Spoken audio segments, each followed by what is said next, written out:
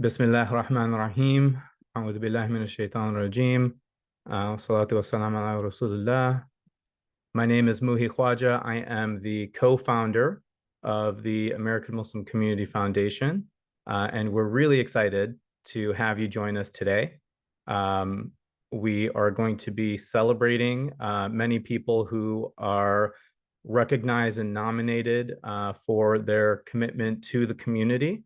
But before we get started, I also want to take a moment of silence for all of the people suffering in Gaza, in Sudan, in Congo, and so many places around the world that are struggling for their freedom. So we will just take a moment of silence for that now.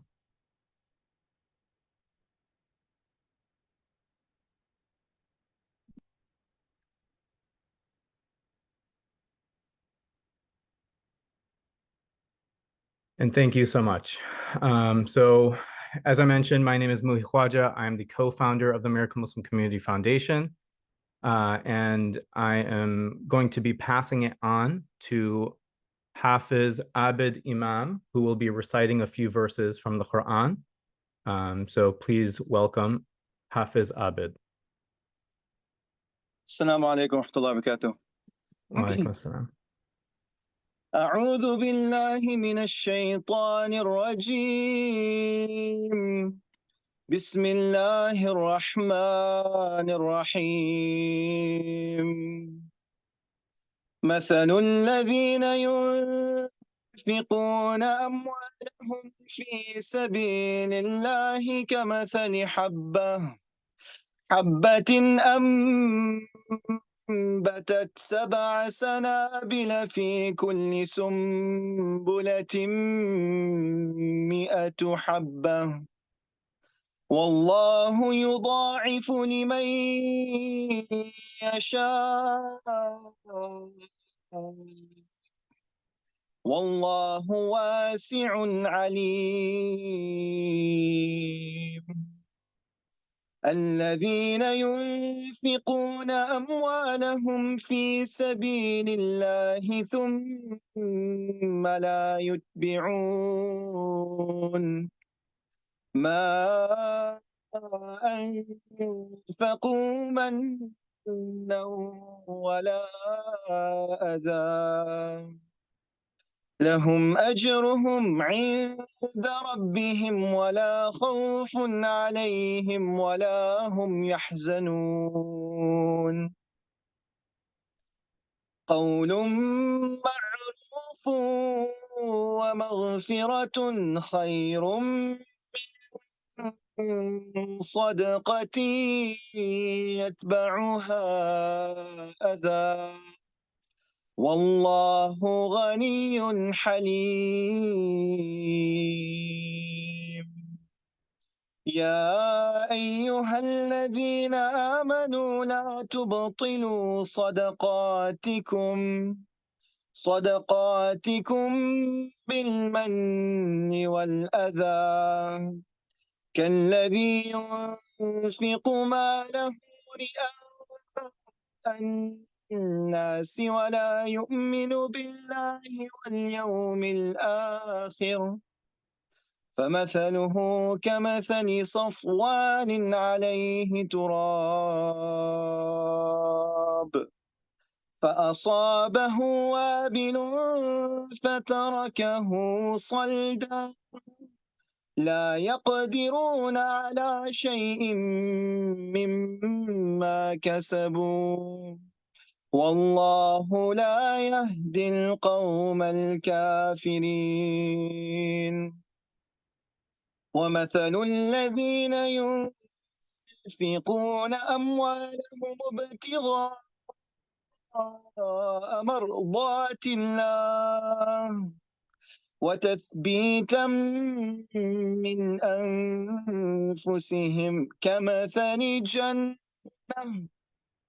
جنة بربوة أصابها وابل فآتت أكلها ضعفين فإن لم يصبها وابل فطل والله بما تعملون بصير.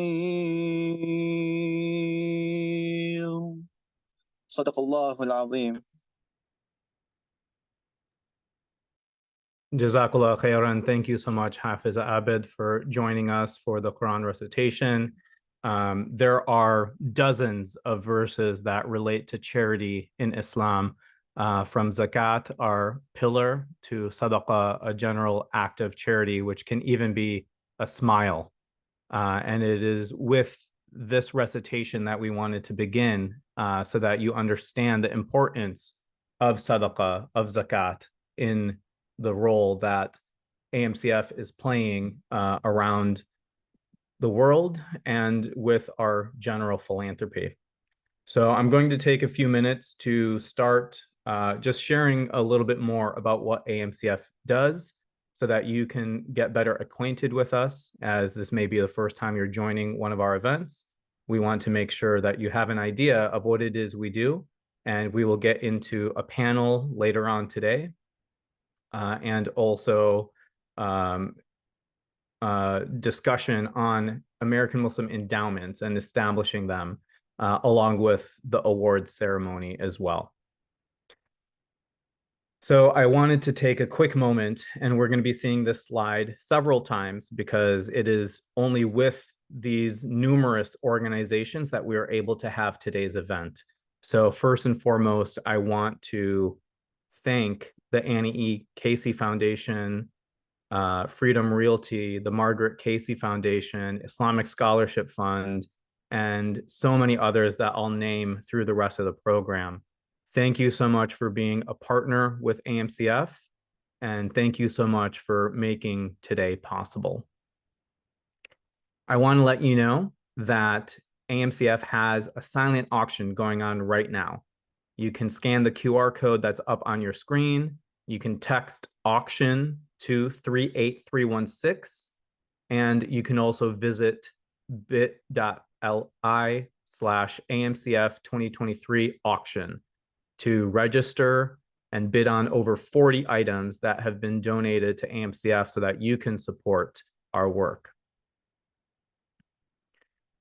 I want to mention that a portion of our proceeds will be benefiting organizations listed in AMCF's statement on Palestine. We wrote this last month to showcase how people can help organizations, how people can help in their community, how we can call for a ceasefire, and so much more from our elected officials and other organizations who have the ability to make a difference. So don't forget the power of your voice, as our faith teaches us. If you cannot change an action with your hand, then to use your voice. And if you can't even do that, to then feel it in your heart. And I know that our hearts are heavy. So we want to be sure that we are putting our money where our heart is. And that is why AMCF is committing a portion of our proceeds from this event to help those organizations.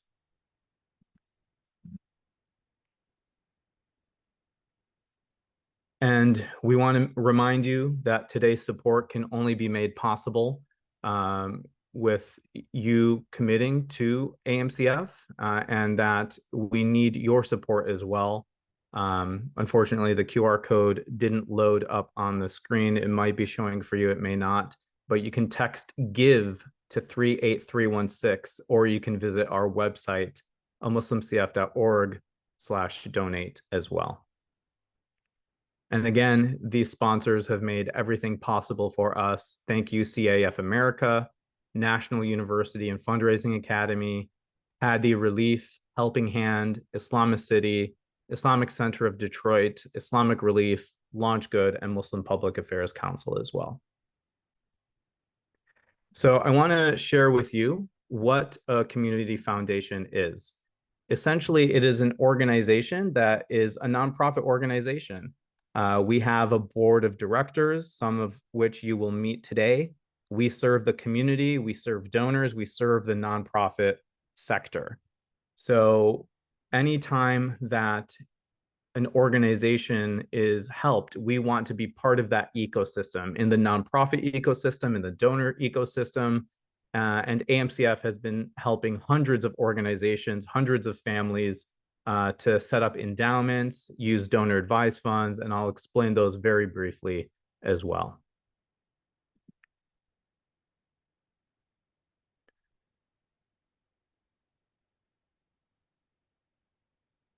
I want to recognize our leadership. Omar Hassan is our president. He's been a long-serving board member for the last 6 years. Farid Farouqi is our treasurer. Omar lives in the New Jersey, New York area. Farid lives in Southern California. Dalia El Toumi is in the San Francisco Bay Area. She's our board member. And each of these people play a significant role. We need more board members. We are actively looking for board members. If you know somebody who would be interested in joining our board, please do let us know. All of the advisory committee members have helped us in the last 7 years in different capacities, from strategic planning to being an advisor in different areas, from legal to marketing and fundraising and so on and so forth. I want to give a shout out to our fantastic staff. They make this organization run. Sundus Mirza is our director of finance. Noura Moorfield is our donor manager. And Ola Muhammad is our nonprofit manager. So thank you for your efforts day in and day out to make this work possible. About us, AMCF leads sustainable and strategic Muslim philanthropy for today and future generations. Our mission is cultivating donor giving and diversifying funding pathways to advance charitable causes. We do this by being sacred, strategic, sustainable, collaborative, diverse, inclusive, and we do it all with integrity. We also have a podcast. You can check that out. We drop weekly and bi-weekly episodes. We have Philanthropy Fridays, where we give advice on the charitable nonprofit sector. We have a social impact accelerator. Right now is an asynchronous learning, previously recorded webinar series on a variety of topics. We also are doing the Philanthropy Awards today. So really excited to be nominating and celebrating people from around the country in a variety of different roles. We also have developed the Muslim philanthropic values. And with Thanksgiving around the corner, this is a great opportunity for you to have these discussions of what inspires your generosity. What types of organizations do you want to be supporting? And what are you looking to support with your zakat, with your sadaqah, by the end of this year, and more importantly, in Ramadan next year? These are conversations and questions through the Muslim philanthropic values that you can use this worksheet to have these discussions with your family. Primarily, we focus on our core services for donors, our donor advised funds and giving circles. And in the nonprofit sector, we help create endowments and we offer leadership development. So I'm not going to go too in depth on each of these, but you can learn more on our website and we have a section for donor ecosystem. We have a section for the nonprofit ecosystem, and each of these concepts are discussed in full there. And if you're interested in opening a donor advised fund or a giving circle or an endowment, definitely do reach out to us and we'd be happy to help. Our journey, we started back in 2016. We started off with a strategic plan back then, and we've been updating it every year since. We started with our first donor advised fund in 2017. We have distributed at that point $124,000 in our first year. That has continued to grow even until 2020. We then gave $3.25 million in grants. And this entire presentation is also on our website. So you can look at each and every detail at your own convenience. And in the interest of time, I'll be skipping through a lot of our milestones, but want to focus more on kind of what we've been doing this year and what we intend to do. So up until this year, we have reintroduced our Muslim Philanthropy podcast.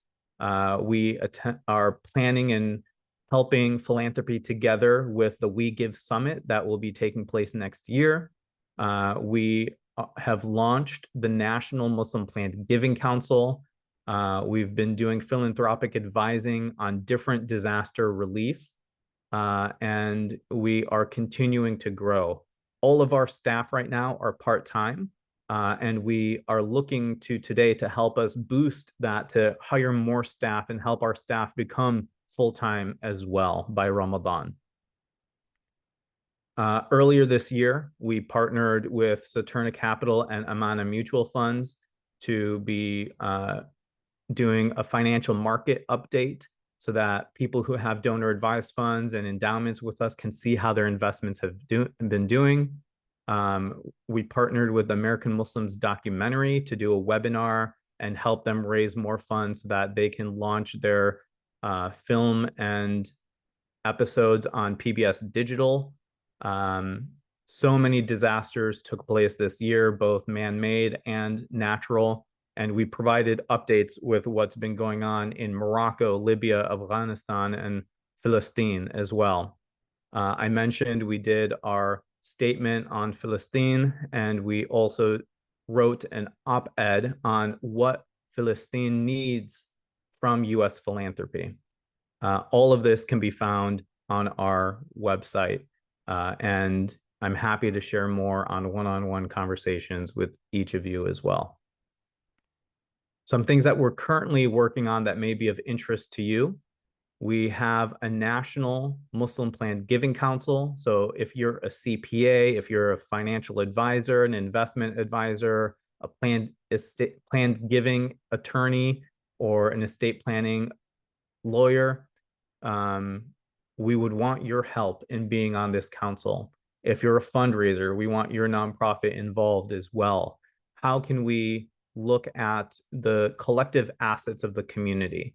They say that within 30 years, $30 trillion will be transferred from baby boomers to the next generation.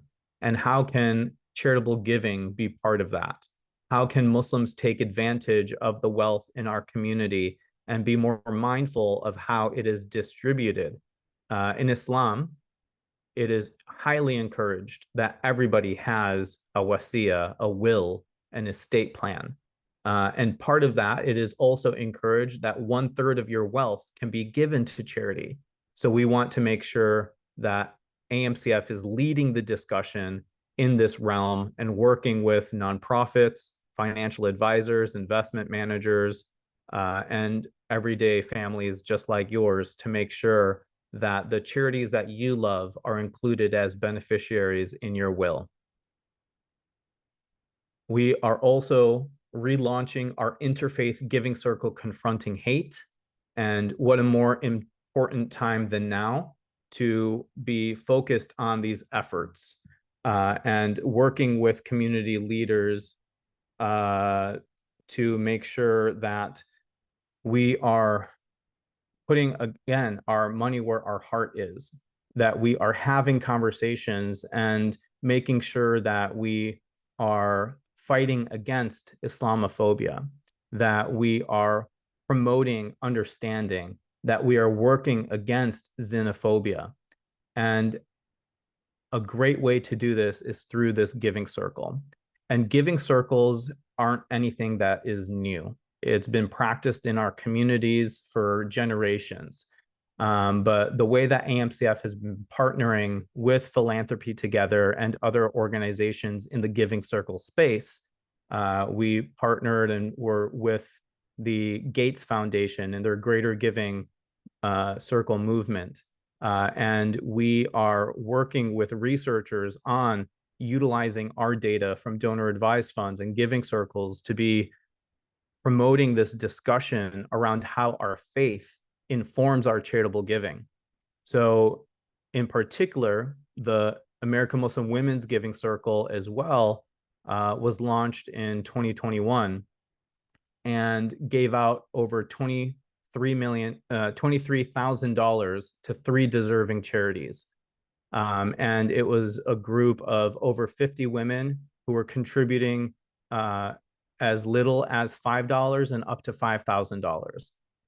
And the same thing with the Giving Circle. The idea is that people are contributing $50 or more. And then you pool these resources and you can give together to common causes that the group votes on. So these are the impact that giving circles can have. And if you want to set up a giving circle in your community, we would be more than honored to partner with you in doing that. These could be national, these could be regional, these could be specific topic based. In the past, we've hosted one specifically for the Bay Area to distribute zakat to nonprofit organizations. And we'll see other examples throughout the program as well. So overall, our impact has been more than 167 donor advised funds, working with these families to distribute their sadaqah and zakat. We manage over 15 endowments. We've distributed more than $11 million. This year alone, we've given more than $1.3 million to charity. And we have over $8 million of assets under management. This has been a growing organization. It has so much potential. And if you see the impact that we've only been able to have with 167 families, we really want to focus on getting to 1,000 donor advised funds. We want to focus on getting to 100 endowments and looking at what that impact can be. So what are our hopes and dreams? Again, by 2025, we're setting a goal to open 1,000 donor advised funds, 100 endowments. We need to be across the country in our mosques, in our schools, in our community centers, talking about the importance of this work. We are looking at how we can establish a nonprofit resource center in addition to our social impact accelerator. We want to be hiring full-time staff. And more importantly, we want to be able to expand our programs and services. So again, a special thank you to our sponsors, Amana Mutual Funds, Helping Hand, Desert Moon Foundation, Dinar Standard, East Bay Community Foundation, M-Gage, the Hashim Murad Fund, and Ibn Sina Foundation as well. A reminder that you can participate in our silent auction by scanning the QR code, by visiting bit.ly/AMCF 2023 auction, or by texting auction to 38316. And again, a portion of our proceeds will benefit organizations listed in AMCF's statement on Palestine. And we encourage you to give today to support AMCF. You can do that by texting give to 38316, and it'll send you a link. You can support our operations, you can support our endowment, and we would be very grateful for your support. And again, thank you so much to our sponsors. I'm going to be passing it over to our board president, Omar Hassan, for kicking off the ceremony before we start our panel. And I just personally want to say thank you to Omar, because through our transitions in the last few years, he has been the steady rock holding us all together. He's previously been our treasurer of the board, and he's in his 7th year as a board member. So the organization started in 2016. He joined on in 2017. This was his first try in the nonprofit role as a board member. And something stuck because he's still here and we're not letting him go. So thank you, Omar, for your dedication to AMCF. Thank you. Thank you, Brother Mahi. Appreciate that. And I've learned a lot from everybody, including you and especially you. So thank you. Assalamu alaikum wa rahmatullahi wa barakatuh. I want to just personally thank everyone here for joining us for the 2023 AMCF Annual Symposium. We have a star-studded panel, an awe-inspiring award ceremony awaiting for you in coming moments. Before we do that, I just want to take a quick moment to reflect on AMCF's history. As Muhi said, I've been volunteering on the board since 2017, and where I continue to see every single day our mission being validated. We strive to provide a foundation for our American Muslim community. That means we want to facilitate and elevate our Muslim American institutions to carry out our mission and our values for lasting generations. We strategically focus on small and mid-sized groups doing amazing things for two reasons. That's where most of the impact is, and we want to support them through the growing pains. The one thing that is common amongst all of us is everyone on this call is likely very familiar with the growing pains American Muslims have had to endure. If we've learned any lessons from today and our past, is we need to keep building institutions. We need to keep being innovative so we don't have to be creative and find ways to do more with less. We want to do more with more. That's precisely why I joined AMCF, and I'm proud to say I've watched our team grow, fulfill our mission, and support our deeply needed Muslim institutions. And I just want to retweet to our amazing team. I am incredibly proud of our co-founder, Muhi Khawaja. He is the heartbeat of our organization. I want to also thank our tireless staff, Ala Muhammad, Nora Moorfield, Sindus Mirza, and I can't forget our current and legacy board members, our advisory board members, our previous directors, Sara Al-Faham. They've all laid amazing groundwork for building AMCF into the institution it is today. So thank you guys all again. We are so excited to give you an amazing program, and thank you again. Jazakallah khairan. Back to you, Brother Muhi. Wa alaikum assalam. Thank you so much. I guess I'll have to call you Brother Omar with the formality. Thank you. We are going to transition into our panel. This is a very exciting discussion to see how so many organizations have been working on establishing their own endowments. And we have a great panel set up for you today. I'm going to be introducing some of the members, and we're waiting on technical difficulty from our moderator. So in the case that she doesn't, I'll step in, but we'll keep an eye on that for you. So I wanted to welcome everybody to the discussion and the panel today.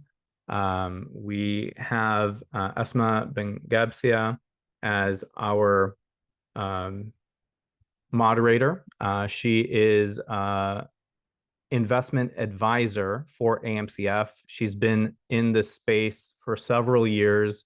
Her career has had her at various investment firms, and now she is currently with the Annie E. Casey Foundation.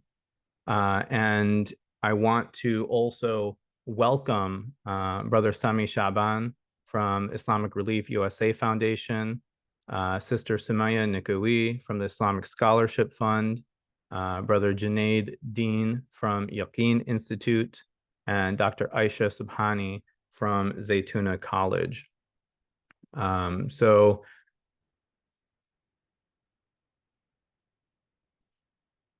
I will welcome each of the panelists. Feel free to unmute yourself and we'll do a quick introduction. So we'll start with Sister Sumaya. Please tell us a little bit more about yourself at ISF. Sure. Assalamu alaikum, everyone. Thank you so much to AMCF and all the staff and volunteers for hosting this important discussion and for including ISF. So I'm Somaya Nikui. Many of you may know me through the work of ISF. I have been with the organization for close to 15 years, since 2009 when the organization launched. And we initially started as a scholarship organization, but over the years expanded our programs. So I'm going to tell you more during the presentation about the work of ISF. Great, and welcome, Asma. We just introduced you as well. So if you're good to go, I'll let you introduce the rest of the panelists. Samaya is the only one who's went so far. Wonderful. I'm still setting up. Unfortunately, filled in tech issues, so would love for each person to maybe to continue to introduce themselves. To give me one more minute to finish setting up here. Wonderful. No worries, Asma. If Dr. Aisha Subhani can introduce yourself. She's the Vice President at Zaytuna College. Assalamu alaikum wa rahmatullahi wa barakatuhu. Thank you to Muhi and the whole team for putting on this wonderful event and the panel. So yes, I'm currently the Vice President of Zaytuna. I actually joined Zaytuna College in 2012, at that time as a Board of Trustees member. And then I transitioned into the administration almost 3 years ago. And part of my purview is to oversee operations and then also the finance, which of course deals with the investment and endowment matters as well. So this year we'll be actually graduating our 11th class BA cohort, alhamdulillah. So it's been an exciting time, and I'm looking forward to the discussion. Wonderful. And thank you again to Zaytuna College for sponsoring this program, and also Islamic Scholarship Fund, Samaya. Next up, we have Brother Junaid Deen, who is the COO at Yaqeen Institute and is joining us from Medina. So thank you for making the commitment in the late hours of the night. Oh, no problem. Assalamu alaikum. First of all, again, thank you for the opportunity and thank you for including Yaqeen in this great event, inshallah, an important topic of discussion. Myself, alhamdulillah, one of the founders of the organization, and I also oversee the endowment, alhamdulillah. And so great to be a part, and would love to hear everybody else, and inshallah be a part of the discussion. Great. And then Brother Sami Shaban is with us from Islamic Relief USA Foundation. If you can join, I think he's on.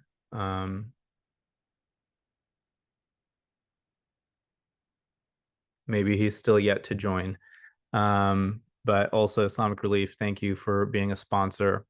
Asma, are you ready to kick things off? I am ready to kick things off. We'll need to do this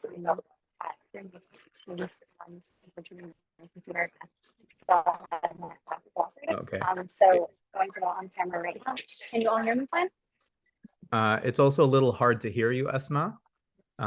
So take your time, but I can jump in with the questions. Sure. Okay, Bismillah. So with the first question to our panel, I would like to ask, can you give us an overview of your endowment? How did it come to be? And I believe there were a specific order that Asma had asked for each person. So if we can try to follow that as closely, I believe this first question is for Samaya. Sure, yeah, I would love to answer this question. So I like to tell the story of how our endowment fund came about because it reflects the culture we have at ISF. We engage our stakeholders and are open to feedback and suggestions. For example, most of our programs were initiated because our alums saw a gap and an opportunity and felt comfortable coming to us and requesting that we create a program. And many of them are now running our programs or are serving on the advisory council. So we had a similar case with our endowment fund. So in 2012, the founder of a foundation called FIG, the Foundation for Intelligent Giving, heard of ISF and connected with us. So we had multiple conversations with him. He was impressed by our work and organization that increases the number of American Muslims in media and in politics to improve public policy and public opinion. He loved that we are proactive and not reactive. He loved that we are investing in the next generation of Muslim leaders by giving them access to hard-to-reach careers. And he was also kind of inspired by the fact that in addition to our focus on public interest law and public policy, we're focusing on also film and media. So these are two fields that are not very popular in our community, but are very necessary because our voices and stories need to be heard. So in addition to that, as the name of the foundation suggests, the Foundation for Intelligent Giving, he wanted to make sure that his gift to us was an intelligent gift. And in other words, he wanted to make sure that his gift has a lasting impact on the organization and our mission. I said, no, but it's a wish for us to have one someday. So he said, what if I give you a gift and that becomes your first endowment fund donation? So he gave us $50,000 and we launched the fund. And I'm not sure if we would be where we are today in terms of the endowment fund if we had not received that gift, or if we had not listened to him, or would think that we needed much more than $50,000 to start an endowment fund. So alhamdulillah, there was a lot of barakah in this first gift that created ISF's endowment fund.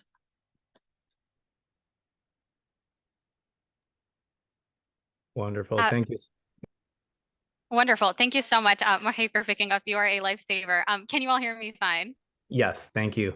Okay, alhamdulillah. Technology has a funny way of working. I was dialing in 15 minutes before and my computer decided to shut down and not turn on for about 20 minutes. So alhamdulillah for making it here.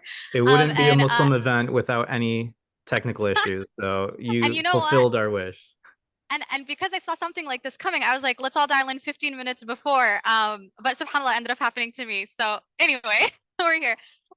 Thank you again, Mohi, for kicking off, and thank you, Sister Sumaya, for sharing the overview.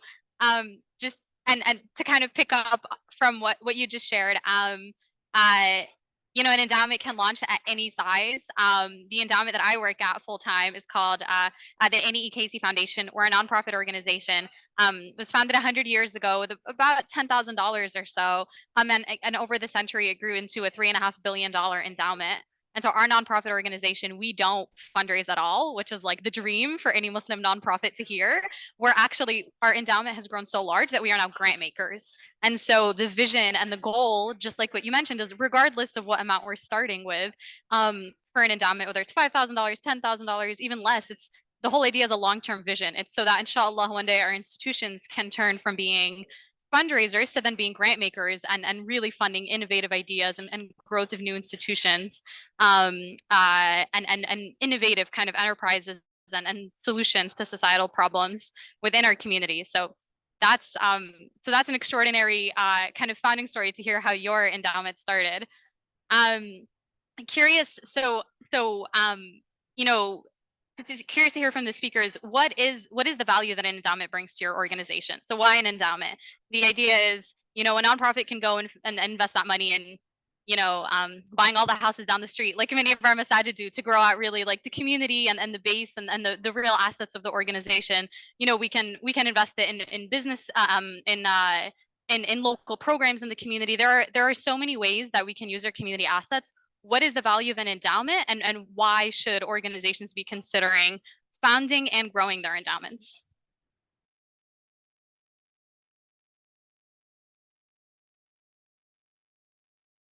Did you want any one of us to jump in, or?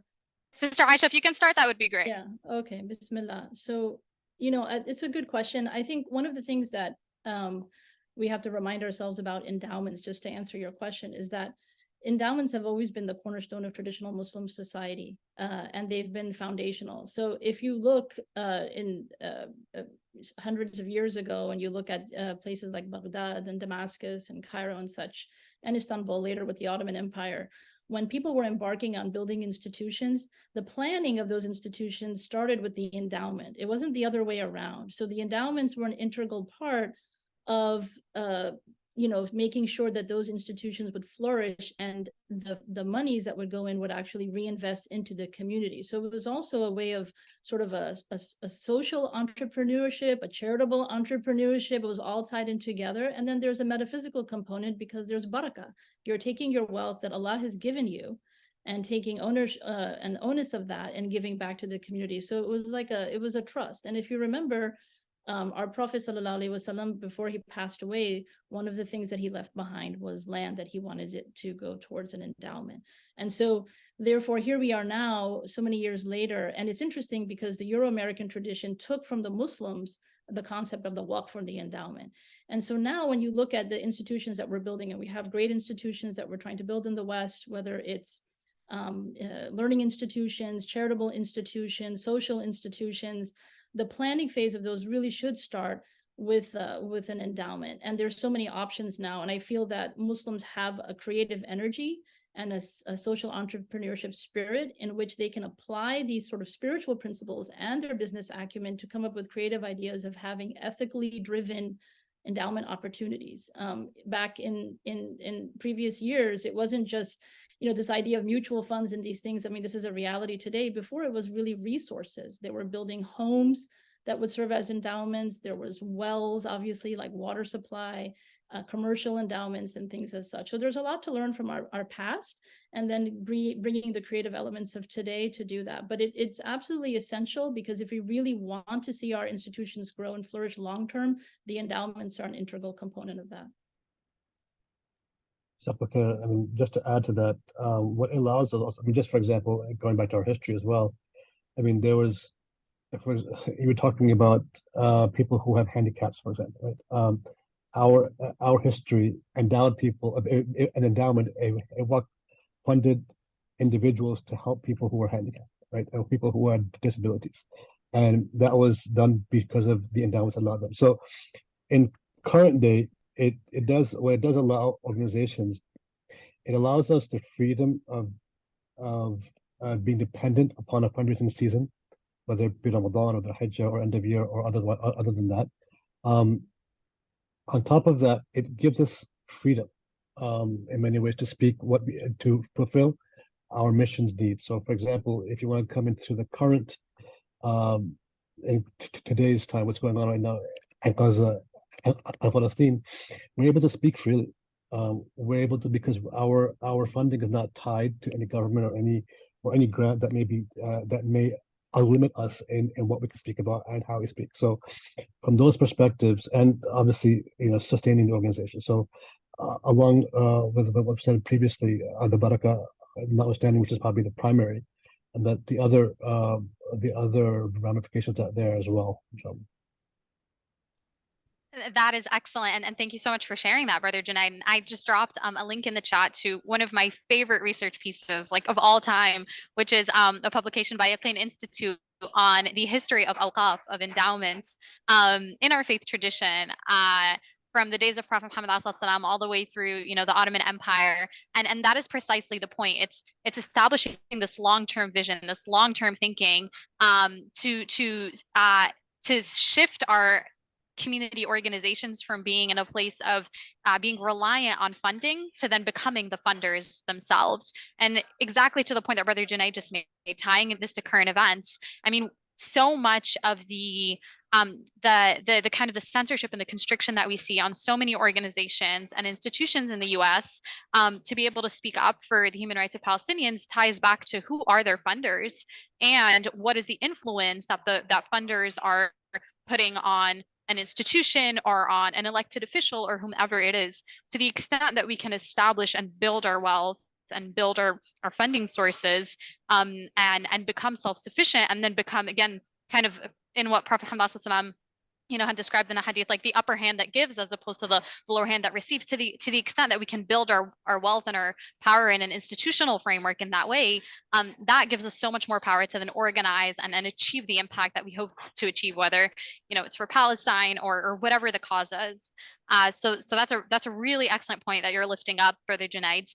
I want to build onto that a little further. I'm curious to hear from all of you how do you think about aligning your endowment with your organization's mission?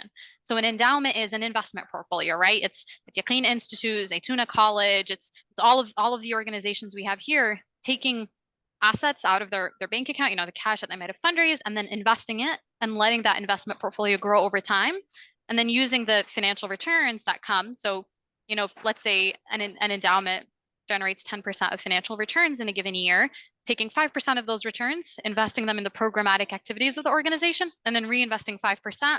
That next year, the endowment is even bigger and it continues to grow in that way. So that's kind of the mechanics of it. But when we think about where are the investments going, what are the companies that you're investing in, what are the kinds of enterprises or institutions that you're investing in, how do you think about mission alignment in that way? And Anna, how do you also think about not exacerbating the problems that you might be seeking to solve? So for example, with the current ethnic cleansing of our sisters and brothers in Gaza, what steps are you taking to ensure that your endowment's investments are not part of the problem and are not investing in maybe companies that are creating weapons of mass destruction that are being used on our Palestinian family? I'm not sure if we have Sami on the line. I know he was going to kick us off with this. If we don't have Sami on the line, would love for Sister Sumaya, Sister Aisha, or Brother Junaid to give us your thoughts.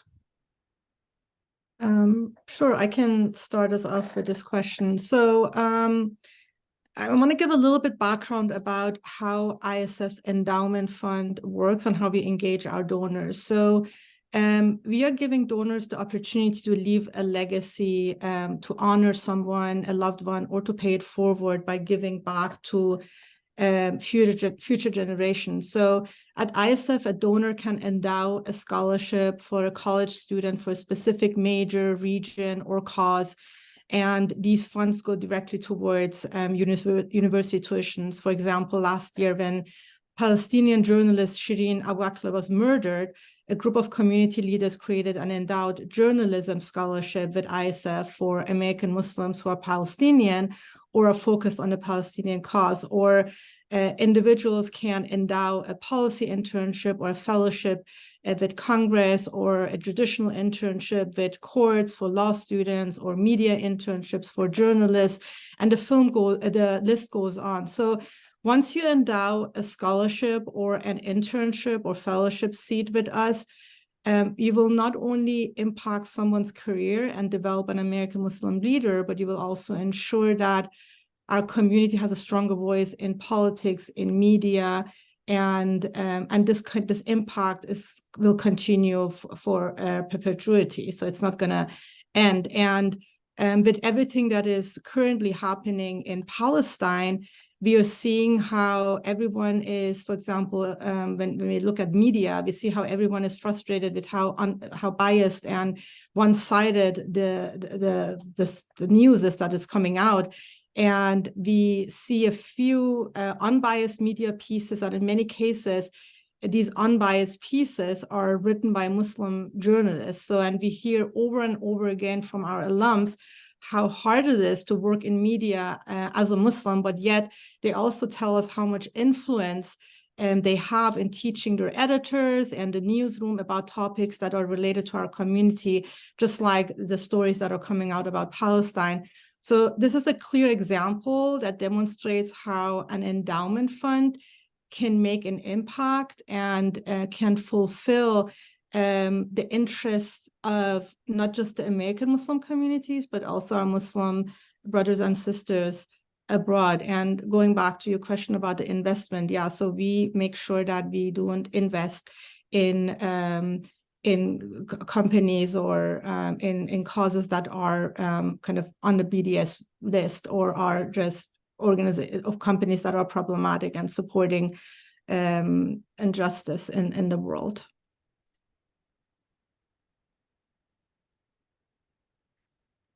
Yeah, just to add to that, one of the first things that any endowment when starting off should have what they call an investment policy statement, an IPS, right? And in that IPS, you should have guidelines. Obviously, us being Muslim organizations, the first criteria is that the investments are under Sharia compliance, but that's not. We feel that's not enough, right? That's a bar, but it should go beyond that. Where how is Now, to say that we're there right now, that's not a reality right now. But we need to have the intent, and that is what we have right now.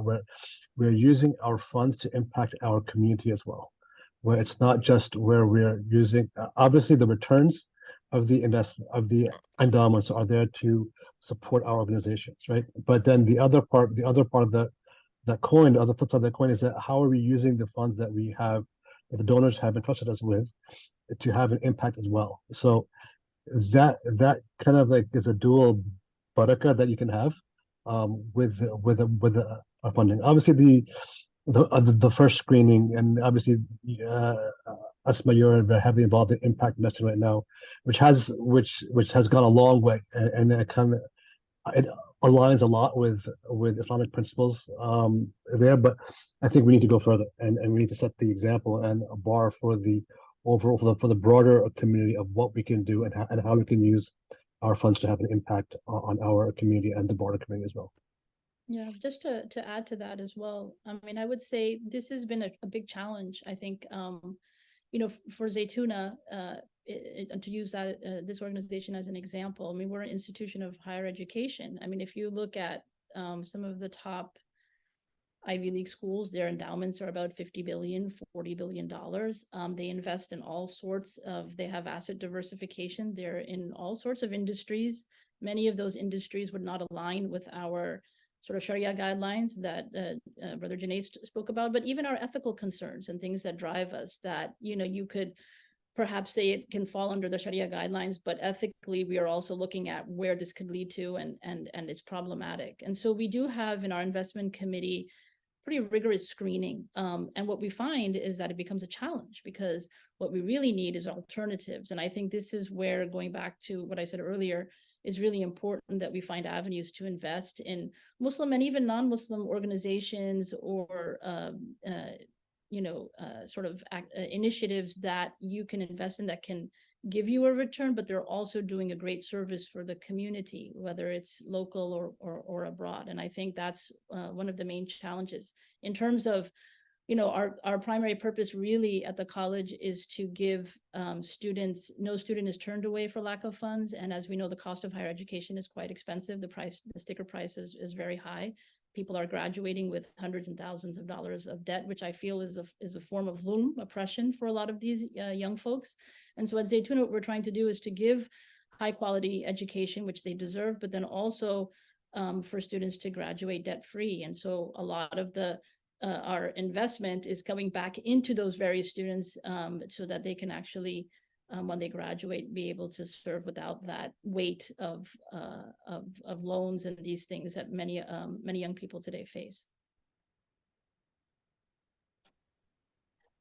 These are all excellent points you all shared, and what I'm hearing is we've kind of started to move into the next question, and so I would love to hear a bit further about it, which is, you've shared the ways that you're thinking about not creating harm through your endowments investments, your aspirations, what you hope to see in terms of your ability to invest further in creating positive impact, and then you've started to touch up on some of the gaps in this space. So curious if you can dig into that further. What is your vision for the ecosystem of American Muslim endowments, whether that's in terms of building the endowments themselves or in terms of your aspiration for, the types of investments that you hope to make, the types of investments you hope to see, other American Muslim endowments make, and just what would your dream, your aspiration, what you hope to work toward be within each of your respective endowments, and then in our ecosystem more broadly? I can start on this one, and I've had a conversation with many of the people on this panel and in these rooms about this as well. So I think, as the just mentioned, endowments and awqaf, we originated. Actually, I just drove when I was driving into the hotel this morning from into our hotel. We drove past the waqf of Uthman bin Affan Hotel, right? And for those of you who know the story, Uthman had bought a well and then date farms, and then had given that as endowments for the as a waqf for the ummah. So alhamdulillah, that endowment's grown now where they've actually bought hotels with it, and the revenues from the hotel, like the hotel feeds thousands of people, educates thousands of kids. It's just an example of how a date farm can turn into a massive hotel in the middle of Medina, right? So, but going back to the question of the vision. So, alhamdulillah, I've consulted many masajid, schools, and different organizations about how to start their endowments, and it's usually a common theme amongst all of them. How we don't know where to start. We don't have enough money. We are kind of trying to manage paying operations while also raising endowment. How do we do so? So there's definitely a scale issue here, right? So I think there needs to be a consortium of advice, in many ways, for this, where there are at least the larger endowments of Muslims are there to kind of pull our assets together, inshallah, right? And invest together. We can have more buying power at that time and have more influence with our money as well. And then, but also using our money to impact our own community, where we're investing in startups, we're investing in people, but we have that idea of giving back through it as well, right? So if, inshallah, we can have, for example, let's just say hypothetically right now, the Muslim endowments in the US are $150 million combined, right? But if we have a niyyah or goal that, okay, you know what, we need to grow this to $1 billion within 5 years, and we need to have this as a theme, as that becomes our sunnah, right? Where we reclaim our narrative, where, as mentioned, Harvard may have 50 billion. The Muslim community in the US having that type of endowment should not be outside of our purview, right? And then using that to create, for example, I gave an example. For example, let's just say we're investing in Muslim startups as well, and we create the next Uber. But as we do that, we put it in their minds that you have to understand that your success is to give back to the community, right? Where it becomes a standard where these startups we've created, that 10% of their funds of their profitability is going back to Muslim community. Like, so there are stages for this to happen, and we need to have that vision, but it starts with a vision, and we need to have that, inshallah, and take steps to achieving that and uplift our entire community. Where I mean, to say that wealth and money we need that type of financial sustainability within our community to advance our causes in this country and beyond, inshallah. I think that's a good point. I would add to that as well. You know, like he was saying, strategy is really important for us long term. The American Muslim community definitely has the wealth to really make a significant impact. It's really just about strategy. You know, I think plan giving and all of these things that we're actually now starting to focus, those are going to play a big role on what you're leaving behind and where it's going, and using it so that it maximizes its impact. And that is really the purpose of the endowment or the waqf.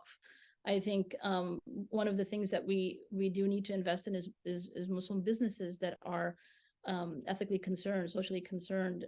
One of the things that we're doing at Zaytuna is really expanding a permaculture garden. We actually have some of our endowment funds that are focused on that. It was generously donated to us by Ifanka, but that is actually the food and the produce that comes from there is actually feeding the people in the college. And this is just a small example of something that the Muslim world was rich with, and they had these sort of mechanisms of how you're going to build and then sustain and then give back. And that's really the strategy there. And I think we have like, you know, I said earlier, we have creative minds. I think young people have a lot of great ideas on how to be socially conscious and impactful. We need to be investing in these ideas. And I feel like there's a lot of support in that in the philanthropy sector here, just in the United States alone. We've seen that with the latest crisis. There's many people that are speaking out, and they're not just Muslims that are doing that. And I feel like these are ways that we can do that. But I feel like strategy is key. You know, this is something that we've kind of been weak or a bit behind. And I think just focusing on how we can actually pool our resources to really to make these opportunities where these endowments can actually grow and flourish. Fantastic. Thank you both so much. We're going to open it up to Q&A in a few minutes, but want to kind of tie together. So feel free to drop your questions in the chat as I kind of tie together a few of the key points from this conversation. The way we think about kind of the impact and everything that Sister Aisha, Sister Sumaya, and Brother Junaid just shared within endowments, you could kind of think about it in a threefold framework. One is, who are you investing your money with? And so, within an endowment, are you investing your money with investment firms and in companies that are aligned with your values, that come from your community? So Brother Junaid had mentioned like great interest from Yaqeen in investing, for example, in like Muslim-owned enterprises, Muslim-led investment firms to really spur entrepreneurship, innovation, and wealth creation within our community. That's really the first layer, is like we would call in just like the kind of the impact investing world, manager diversity. The second piece of it is, what companies are we investing in and what's the impact they're creating? We have this phrase that we often say in the industry: all investments have impact. Not all of them are necessarily impact investments, in that not all of them are creating a positive impact from an environmental or social standpoint, but all investments have an impact, whether that's positive or negative in society. And so what is the impact of the investments in our endowments, and are they creating benefit or harm to the environment, to communities that they affect, to all stakeholders affected by those companies and their operations? And then the last piece of it is actually shareholder engagement, which we didn't touch up much on yet in this conversation. Shareholder engagement is, when you're invested in a company, if your endowment is invested, in a mutual fund, for example, and you have, shares in Facebook or Amazon or Google or whatever company, you can vote on business decisions that company makes as a shareholder, as a part owner in the company. And so when we see, for example, Amazon and Google taking on these contracts with the Israeli Defense Forces to increase and expand their surveillance technology, like as shareholders, as our endowments being like, when our endowments or organizations own shares in these companies, they can actually vote to push these companies away from taking on these types of business contracts. And so there is a power there. It's a voting power that we can exercise in the business world. And so when we think about, to all of the organizations who joined us here today, who are thinking about either how to continue to manage your endowment, if you already have one, or to start one up, those are three kind of frameworks or three prongs that you can keep in mind. The manager representation and the diversity, the impact of the types of companies you're investing in, and then how it is once you're actually invested in those companies that you're engaging with those companies and exercising your right to do proxy voting, to file shareholder resolutions, which is kind of all of that falls within the umbrella of what shareholder engagement is. And the last piece of it that I really wanted to lift up, that all of the speakers had discussed, is this concept of like Sharia compliance, in terms of what is and is not a Sharia compliant investment, as kind of the Islamic financial standards define it today, and then what goes further. And so often in the conversation on Sharia compliance, it's like, is there interest? Is there not? It's kind of like a very clear framework of like, we're not investing in, like the sin stocks, the alcohol, the pork, et cetera, et cetera. But we also want to think about within our endowments investments, how we can go a layer further. So it's not only avoiding the haram, it's also actively using our investments, again, to enjoin good and forbid evil, to create positive impact, to reduce poverty, to reduce the effects of climate change on vulnerable communities, like to broaden our thinking and truly think about like, how can we be agents for good in society through our invested assets. And so all of that said, this panel was meant to be only a teaser and a starter and not an end all be all. At the American Muslim Community Foundation, we plan on, developing way more programs and many more conversations like this to really deepen the knowledge of endowments and establishing American Muslim endowments and supporting organizations in doing so in a way that, aligns and leans into our faith values from all aspects. And so we're happy to continue the conversation with all of you. Feel free to contact us if you're interested in learning more. And we're happy, inshallah, to assist however we can. So diving into the questions, I see Sister Marguerite has a question. So we'll open it up to Sister Marguerite in a second. I got one via chat where someone asked, do endowments lose money? So the short answer is it depends what kind of investments the endowment is in. If the person who's managing the endowment is doing a good job, then presumably the endowment will make lots of money and it'll grow and it'll be very profitable. But if whoever's making the investment decisions did a really bad job, then it will lose money. So I guess it depends is the short question.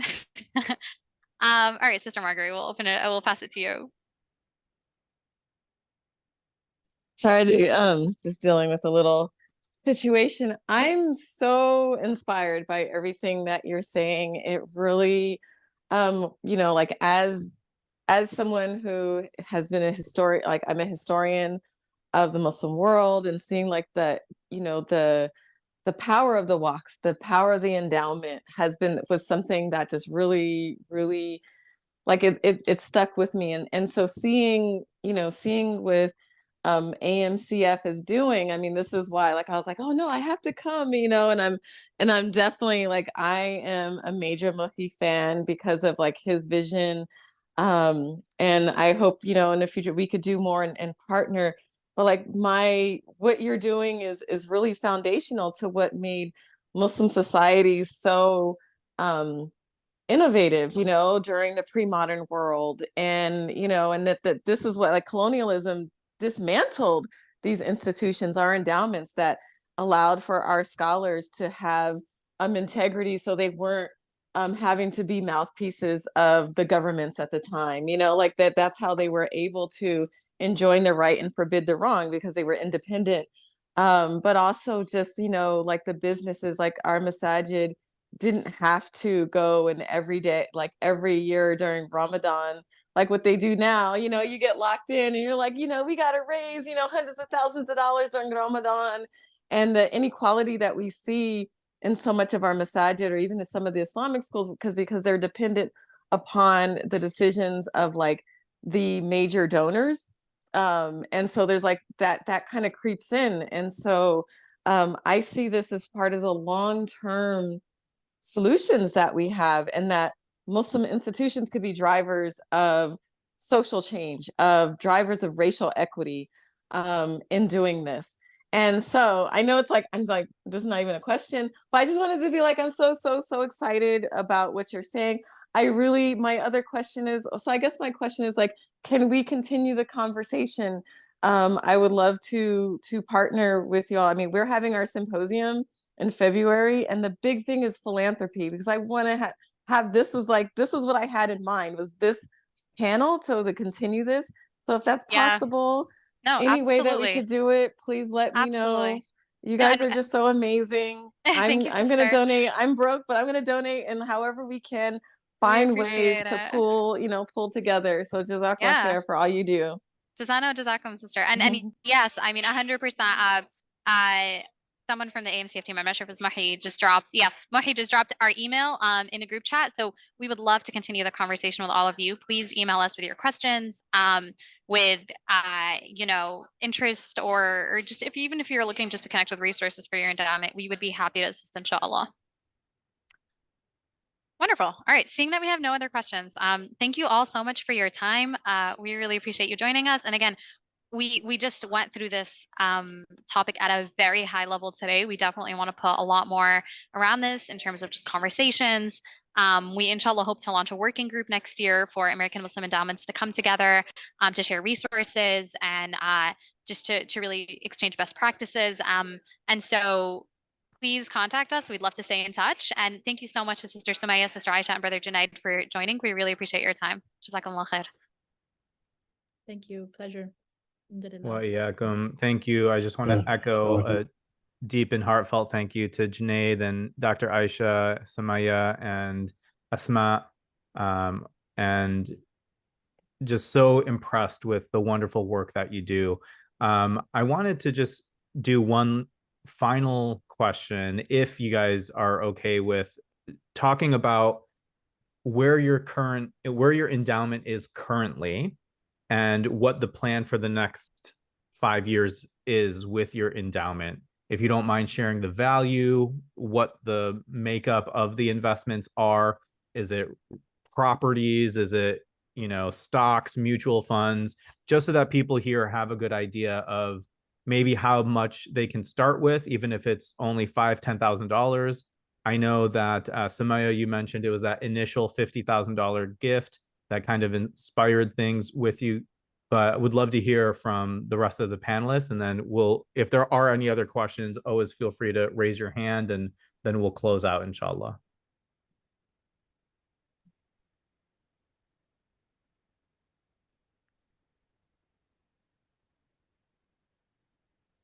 So I'll start off. yeah. Yeah, we started off. We started off with our endowment with Yaqeen from day one. We had a policy at that time that any contribution for 25K or above would be automatically earmarked towards the endowment. Once the endowment passed the $5 million mark, we had separated out the institution where we have a separate institution called the Yaqeen Endowment to support, whose sole purpose is to support Yaqeen Institute for Islamic Research. Alhamdulillah, we're north of the 30 million net now. Our asset allocation is divided into a few buckets. Public equities are there, right? And that is divided between large cap, mid cap, small cap, US, international. We do have a real estate component where we don't directly invest into real estate themselves, but however, we do invest in real estate funds. And those are diversified, they're also diversified, whether from commercial, residential, and also by geography to help diversify the risk as well. We also have a component where we do some private equity investments, where a small portion of it as well, where we are investing in opportunities for larger growth in the future. And the last component of the endowment is sukuk, which we have as well. So those are the four components, and hopefully that answers the question.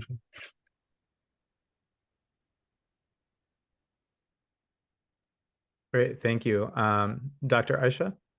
Yeah, so alhamdulillah, I mean, one of the things that when we first started the college, the endowment was of course top of mind, mostly because it's a higher education institution. So currently we have a little over $10 million for the endowment, and part of our long-term strategic plan is over the next 5 years to build that out to closer to 50 million. So that's something that's been top of mind in terms of our strategy for our fundraising and philanthropy and cultivations that we're doing with our donors each year. So that's been our goal.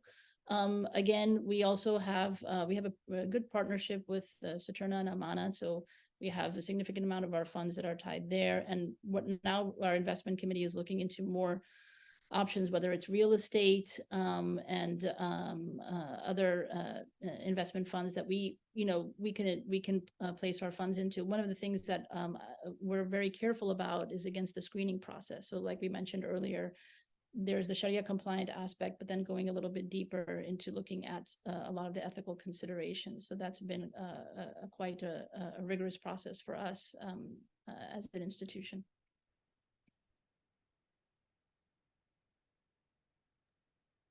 Fantastic. And then Samaya, anything to add as well? Yeah, so we are right now at close to $3 million, and we are hoping to grow the endowment fund in the next few years. Fundraising has become a little bit difficult right now with everything that's happening in the economy. So we're trying to keep a balance of what percentage of the donations received we allocate towards the endowment fund and how much towards our operational and programming costs. Most of our funds are being managed by Saturna. We also invest in real estate and in stocks in addition to what we're kind of investing with Saturna. Great. Thank you so much. Last question to Seema. She also has an endowment with AMCF, so thank you for being a partner. Feel free to ask your question. And Junaid, we understand you're at like 3 a.m. right now. So again, graciously, thank you so much for joining us from Medina and for being on the panel. Okay, appreciate it. Assalamu alaikum. Seema? Yeah, assalamu alaikum. I'm a small nonprofit startup. We have a $25,000 endowment fund with AMCF, and my question was how to grow this. Would you encourage loans instead of donations? Because I do struggle to. I haven't really worked to raise donations, but I've always found it hard. Would you encourage loan instead of donation? How does that work? Does that work better? That's an interesting concept.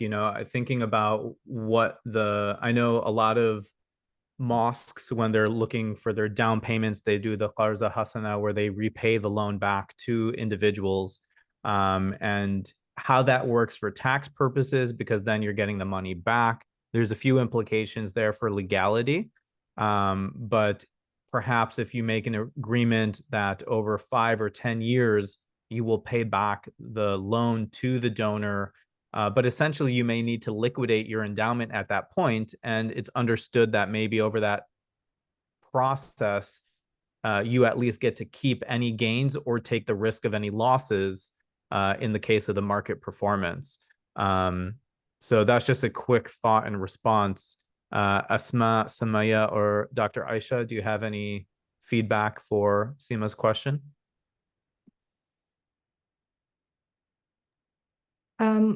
I can share about our experience. So what we have seen is that some of our donors are more strategic in terms of their vision and the way they want to invest in ISF than others. So for some, they're more interested in one-time donations, but then there are others who have a different vision. And I would suggest the best is that you could talk to your current donors and share the vision of the endowment fund with them and see if they're interested in supporting the organization and the endowment fund with larger donations. And the fact that you can tell them that we're not going to spend your money, we're going to grow your money, it's something that is usually appealing to a donor. And I also would suggest kind of talking to those who have an endowment with you and asking if they have friends and family members that are like-minded and would be interested in doing it as well. So that's how we kind of spread the word about our endowment fund and are trying to bring more supporters on board who have that vision of sustainability, strategic giving, and kind of an impactful and lasting kind of contribution to the organization. Can I ask a follow-up quick question? Sure. So overall, I'm new to this. Overall, at the end of the year, do funds gain, or is there a possibility that there's a total loss? So I don't manage our endowment fund.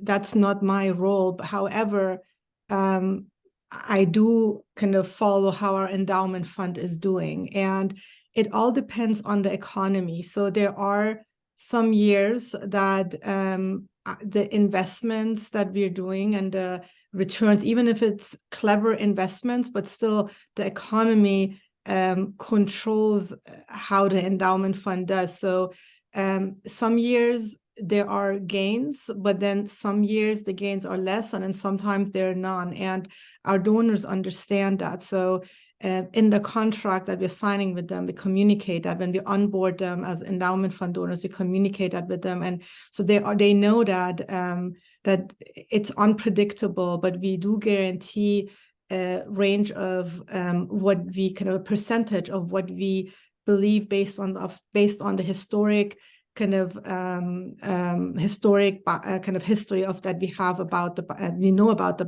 endowment fund and the investment that we have seen in the past. So we tell them what to predict, but it's not guaranteed. And again, our donors understand that there might be a year that you may not gain anything from the endowment fund, and it may even be negative, but then another year it will have it will go up, and there will be kind of an interest that you can benefit from. So that's how it has been at ISF. But again, I'm not an expert in investment because I don't manage the endowment fund myself. Yeah, I agree with what Sister Sumaya said. I think you have to look at those funds over a period of time. They're going to fluctuate in their returns. Sometimes the years the return is going to be really good, and sometimes it's not going to be very good. And it depends on many external factors. The market can be unpredictable at times, as we've seen in the last few years. So these are just some of those things. It's always good to have people that can give good advice on funds that are stable or investment opportunities that tend to be steady state. That those are good practices. Real estate, for example, tends to be a good practice as well. It's always good to have some diversification so you don't have everything in one bucket. So these are just general good practices there. But I think, one of the things that you just have to look at the endowments, and these are for larger institutions, educational institutions, they look to see how their endowment does over a period of time. And that's also how we have to kind of measure its success and growth as well. Thank you so much. And then in response to the question about loaning funds, Brother Shams Khan from Zaytuna College, who's their Chief Development Officer, put in a great suggestion on a charitable leads trust could work for this scenario.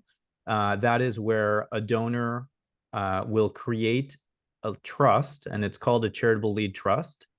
And an estate planning lawyer can help with this to draft up what it looks like, but they essentially put money in, and funds will go, the return on investment, to the charity.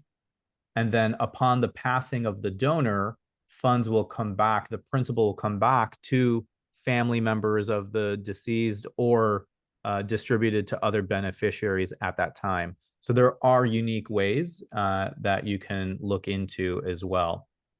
I'm going to let Brother Suleiman from the Diyanet Silicon Valley ask his question, since he's had his virtual hand raised for a very long time. Thank you, Suleiman, for your patience. No problem. Thank you, Brother Muhi. A quick comment on, I think it was Sister Seema's question of using Qarz Hatana as a source of borrowing funds. I think you mentioned also that it's a possible way. Here at Diyanet Silicon Valley, we purchased a church and inshallah making it into a community center and a masjid. In the process last year, we borrowed Qarz Hatana from some couple of sister organizations.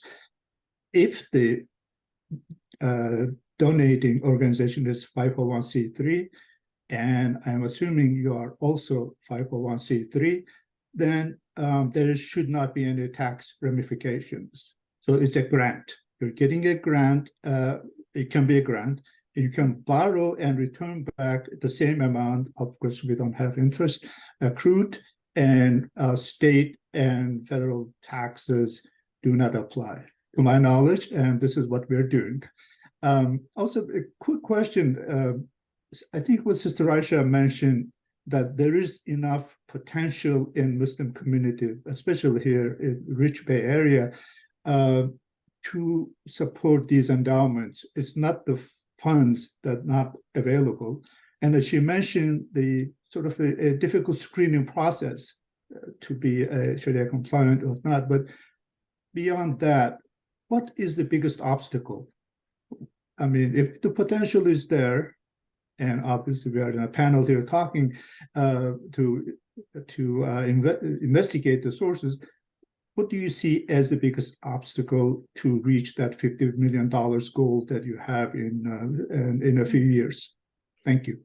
Yeah, no, good question, Brother Suleiman. I think, well, in terms of, if I was to speak from this college's perspective, I think when we started the institution, it was very unique in its what it was trying to accomplish, the first Muslim liberal arts college. So I think the first obstacle was getting the community to understand what is a liberal arts college, you know, so understanding why is that important.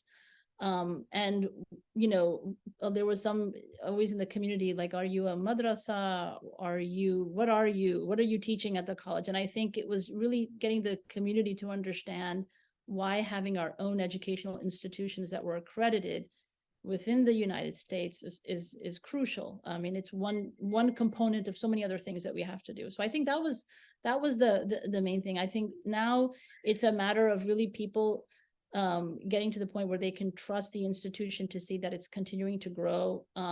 Like I said earlier, we have a fully accredited BA and MA program.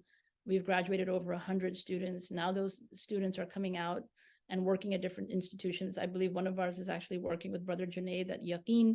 So they're giving back. So it's now just understanding this importance and really for them to want to invest long-term into the sustainability of the institution. So I think it really has to do with that. I know that in our community, a lot of times, and rightfully so, there's a lot of relief efforts and these things that get a lot of attention because of the sufferings that are happening, whether it's within the United States or beyond. And I think that's obviously there. But I do think that one avenue to combat a lot of the suffering and the oppression that we see is really just investing in institutions of knowledge so that we're able to create leaders and influencers that hopefully can just bring about positive change. So I really think it's just kind of getting the community to really see that. And I think to be fair, we are starting to see that. And the growth really has been immense in that sense in terms of the support. So I hope that that helps to answer that to an extent. Thank you. Definitely. And then Giving USA has a lot of research on the capacity of generosity in the United States. I believe in 2022, it was nearly $500 billion that was donated to nonprofit charities. And about 70% comes from individuals. So many times we think about foundations, we think about corporations, but it's actually individuals who give the most.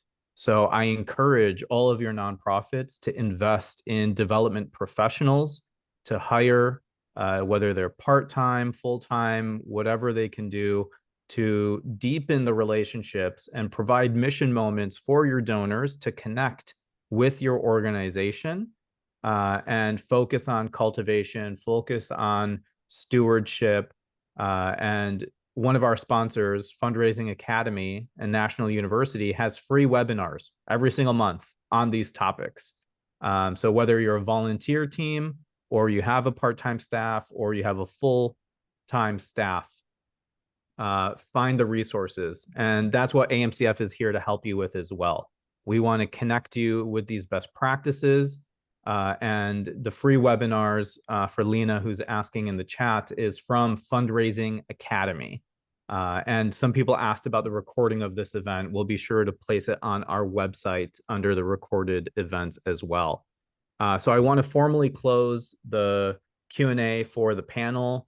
Again, thank you so much to Samaya, Junaid, Dr. Aisha, and Asma for guiding this conversation and talking more about how you've established your endowment and what the rest of the community can do to also start theirs.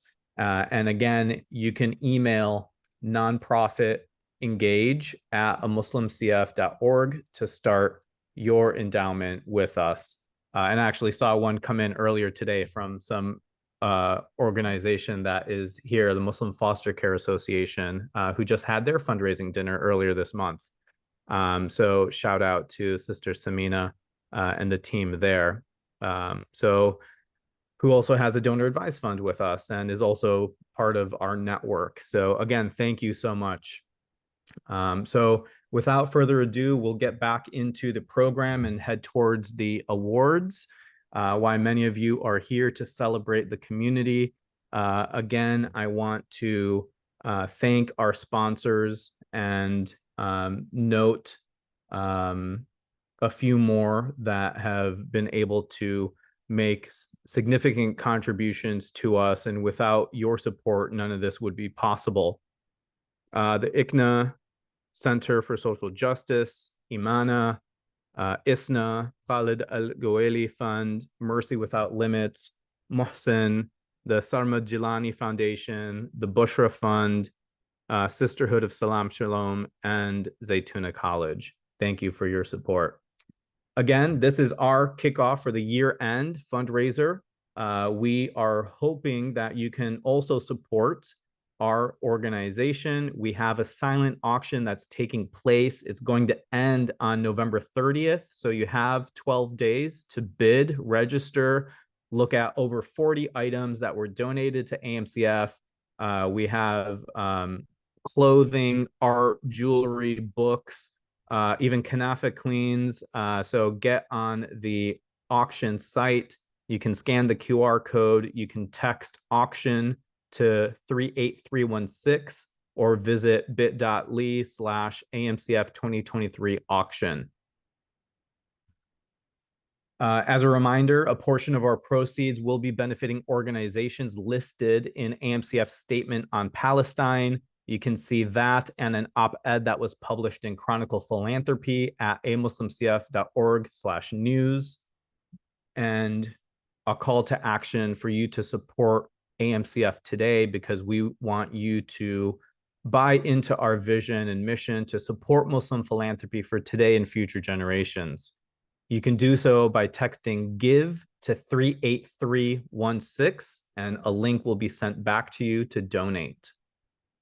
And again, our sponsors, we couldn't do this event without you. 200 Muslim Women Who Care, Raha, Averroes Institute, Basma, Bayan Academy, Care Chicago, Crescent Foods, Dana, Detroit Muslim Mission, and Diyanat Silicon Valley. Thank you. So that being said, we are here for the award ceremony. I want to thank everybody who took time to nominate community members, and we're going to be going through each category and telling you a little bit more about the nominees. So our first category is Outstanding Youth in Philanthropy, ages 5 to 12. In 2020, we had Zohaib Beg, who won, and in 2021, Ayan Raza. This year, we have nominated Tala Tahir, and she is nominated for the award for Outstanding Youth in Philanthropy. A little bit about Tala. She has immersed herself in the culture of Amana, refugee services, since she was 5 years old. From taping checks in binders for accountability and putting rent checks in the mail to organizing youth and assisting the staff as needed. There is no shortage of help from this 10-year-old girl. She is a walking advertisement for the organization and continually advocates for the organization to her friends at school and in her community. I want to be the first to say congratulations to Tala Tahir. She is the first youth leader at each community event Amana puts on. She wears her dedicated Amana gear and even has a dedicated pin from the organization for her leadership. She coordinates youth activities at community events at least 4 times a year. She recently led a youth group dedicated to building relationships with refugee youth. This month, that group met to do a chocolate making session, and they plan to do a bowling session next month.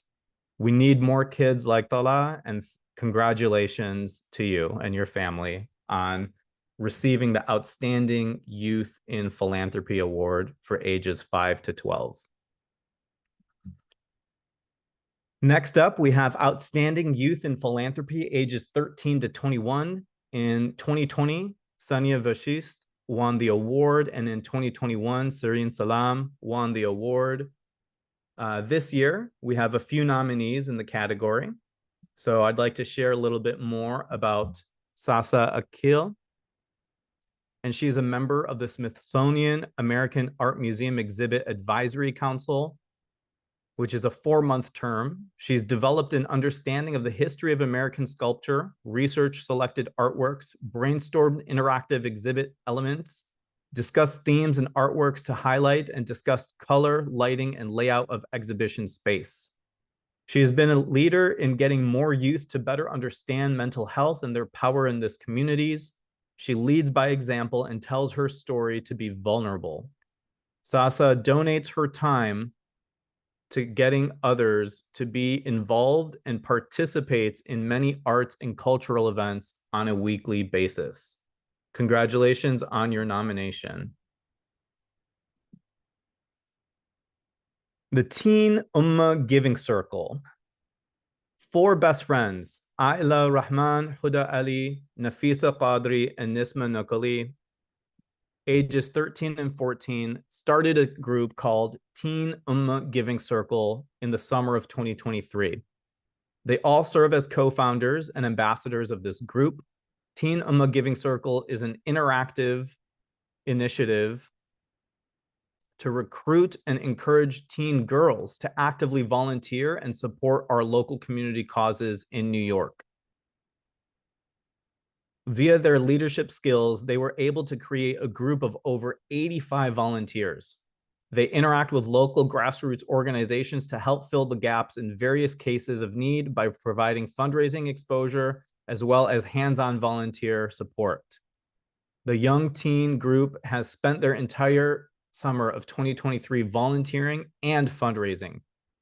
Teen Ummah Giving Circle received a citation from Bruce Blakeman, who is Nassau County's executive, for their exemplary service to community on August 5th earlier this year at the Halal Guide Food Festival in Nassau Community College. Besides the volunteer and community work, 3 of the co-founders were accepted and participated in a 10-day leadership and debate training program in New York City by Bella Abzug Leadership Institute at Hunter College. And the last nomination goes to Ayan Raza. In December 2022, he raised $10,395 to support the home and school clubs for their school. Challenge to Conquer and We Embrace for their efforts to help kids with special needs. Action Aid India and Action Aid USA for the education and helping in an urgent global priority for all children, along with direct relief in their recovery efforts to help people affected by the hurricanes in Puerto Rico and Florida. In May 2023, Ayan Raza raised $1,000 to help Action Aid USA in their emergency response to support families impacted by the earthquake in Turkey and Syria and Cyclone Freddy in Mozambique, Malawi, and Zimbabwe. We are in good hands with the youth. Alhamdulillah. We have such change makers, and it's inspiring to see this generation step up from the things that they've seen their parents and our parents do. And the award for outstanding youth in philanthropy for ages 13 to 21 goes to Teen Ummah Giving Circle. Congratulations. And what makes their group unique is that these girls are just 13 and 14 years old, yet they have already a sense of community as well as a desire to make a difference in the lives for those that are struggling. These empathetic young women are able to mobilize and create a group of like-minded teens. They are extremely organized and use their talents from making social media reels to creative artistic bake sales in order to get the community active in giving together. Congratulations once again. And now for a moment from our sponsors. Thank you again, Hidayah Foundation, Iqra Fund, the Islamic Seminary of America, the Islamic Society of Greater Springfield, Madinatul Ilm Academy, Muslim American Society, Muslim Family Foundation, and New Breath Foundation. So again, a reminder to text auction to 38316 or scan the code or visit bit.ly/AMCF 2023 auction. That a portion of our proceeds will be going to support organizations listed in AMCF's Statement on Palestine, and that we encourage you to give today to AMCF. Again, thank you to Philanthropy Together, to Time List, and to UOSSM. Now, we are going to transition into the Outstanding Young Professional Award. The past recipients for this include Rowaida Abdelaziz in 2020 and Muhammad Raza in 2021. This year, we have Hamna Khuld from Oasis, New Jersey.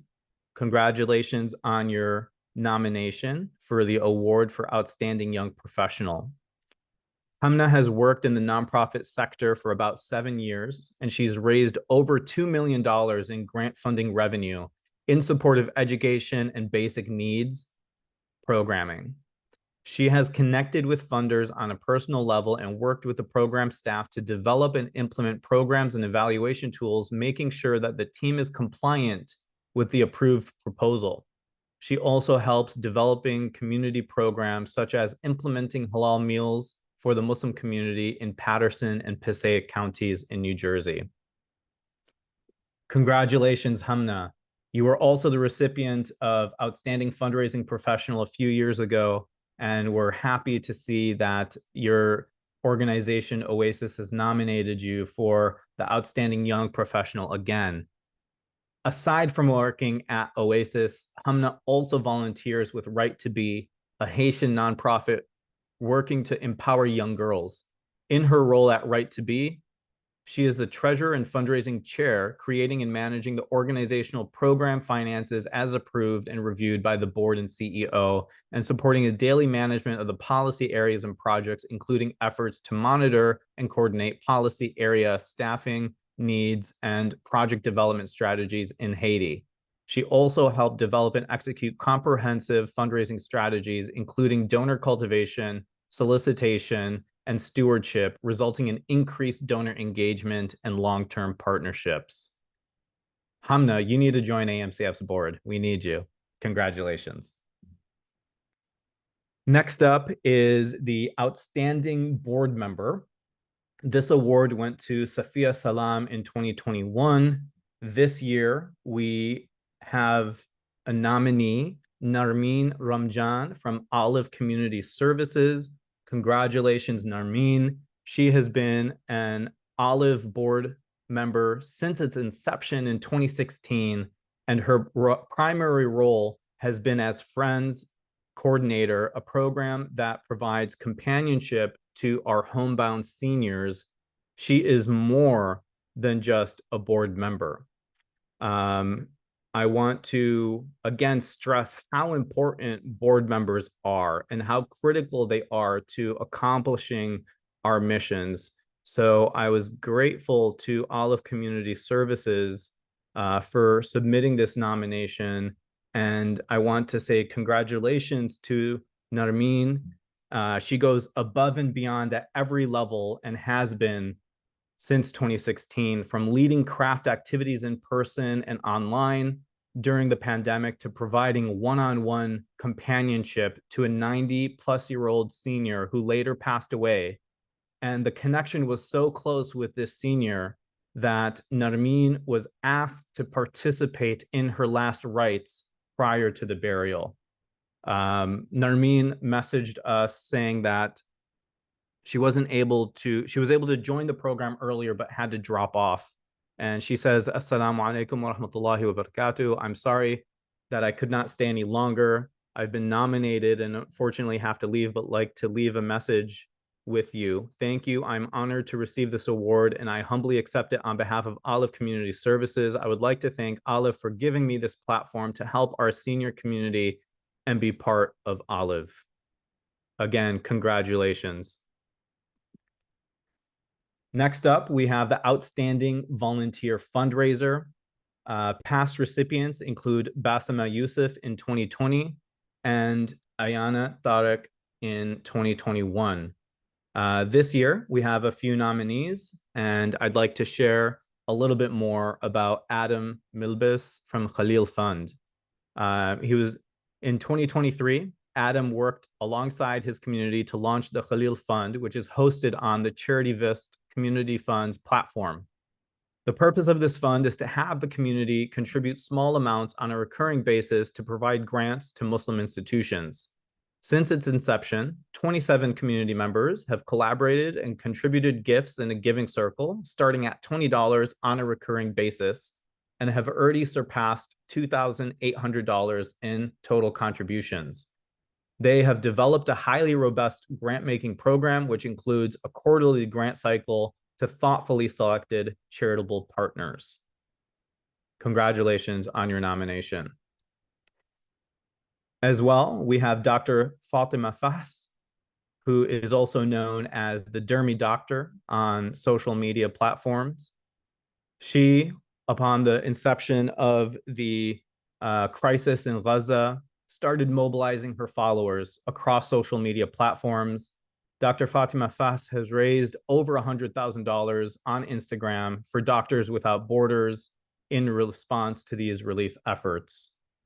And with that, I want to congratulate Dr. Fatima Fahs for her outstanding and undivided attention to this crisis And thank you for being an advocate for Palestine, and everybody should go follow the Dermy doctor. Congratulations, Fatima. One more shout out to our sponsors. I want to thank Barnes and Thornburg, Better Unite, who is the platform for our silent auction, Muslim American Society Bay Area, Muslim for Just Futures, Penny Appeal USA, Shoulder to Shoulder Campaign, and Taiba and the Philanthropy Coach and Universal Heritage. These are all of our sponsors. We've mentioned them by name because, again, they've contributed to help us organize this program. And again, thank you so much to all of our sponsors. Again, text auction to 38316 or scan the QR code to register and bid on items. There's over 40 items that you can purchase as part of your donation to AMCF. A reminder that you can go to bit.ly/AMCF 2023 auction or scan the QR code and you can bid until November 30th. A portion of our proceeds will benefit organizations listed in AMCF's statement on Palestine, and you can give today to AMCF to support Muslim philanthropy for today and future generations. Text GIVE to 38316 or visit amuslimcf.org/donate.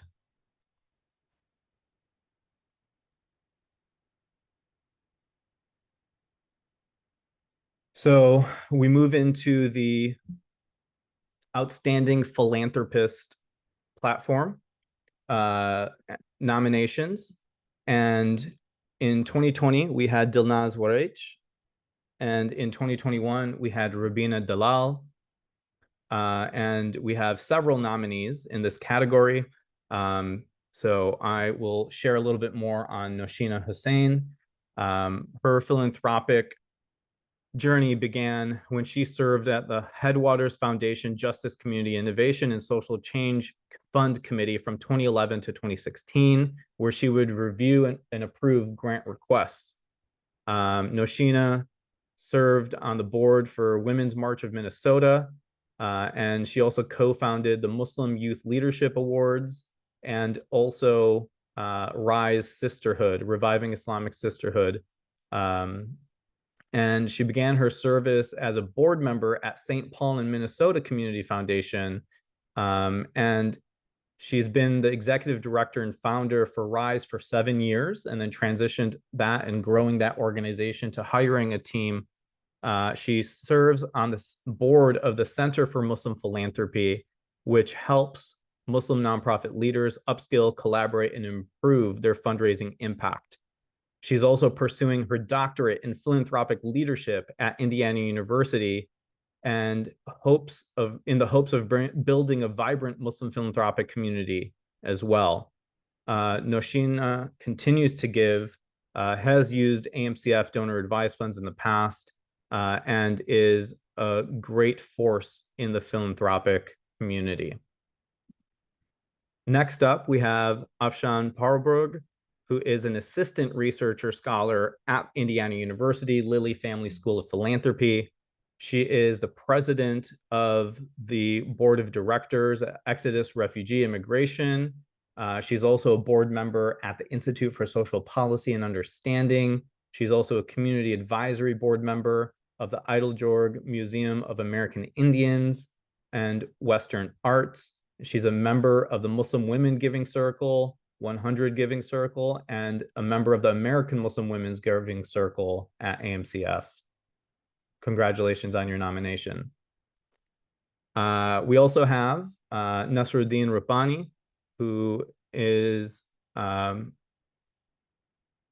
founder of the Ibn Sina Foundation, which serves the greater Houston area in 7 locations. And they are a healthcare facility providing medical, dental, mental health, specialty, and diagnostic care services to many low-income families in the area. He's also established the Rabbani Academy and Rabbani Initiatives, which does a lot of work in Pakistan, promoting STEAM interventions in over 300 schools, and works through his initiatives and combined efforts to improve the public school system there.